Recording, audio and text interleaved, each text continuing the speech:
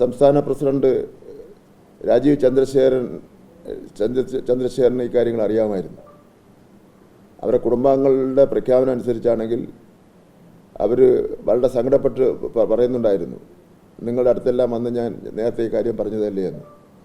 അദ്ദേഹത്തിൻ്റെ ആ കുറിപ്പിലും നമ്മളെ വേർപെടുന്നതിന് മുമ്പുള്ള കുറിപ്പിലും അദ്ദേഹം എഴുതിയിട്ടുണ്ട്, നമ്മുടെ ആൾക്കാർ മുഴുവൻ ചതിച്ചതാണെന്ന്. ഇന്നലെ നമ്മുടെ ആൾക്കാർ ആരാണെന്ന് സംബന്ധിച്ചിടത്തോളം മുരളീധരൻ്റെയൊക്കെ ഒരു വിശദീകരണം ഉണ്ടായിരുന്നു.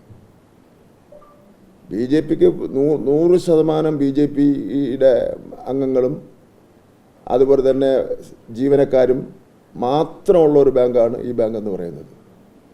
അവിടെ നിന്ന് ലോൺ എടുത്തിട്ടുള്ളവർ എല്ലാവരും മഹാഭൂരിപക്ഷം വരുന്ന BJP-ക്കാരാണ്. അപ്പോൾ അനിൽകുമാർ RSSൻ്റെ പ്രമുഖ നേതാവാണ്, BJP-യുടെ ജില്ലയിലെ വളരെ പ്രമുഖനായിട്ടുള്ള നേതാവാണ്. അദ്ദേഹത്തിൻ്റെ ഈ വേർപാടിൽ, ഈ മരണത്തിൽ BJP-യുടെ നേതൃത്വത്തിന് നല്ല പങ്കുണ്ട്. ആ പങ്കിനെ സംബന്ധിച്ചിടത്തോളം സമഗ്രമായ ഒരു അന്വേഷണം ആവശ്യമാണ്.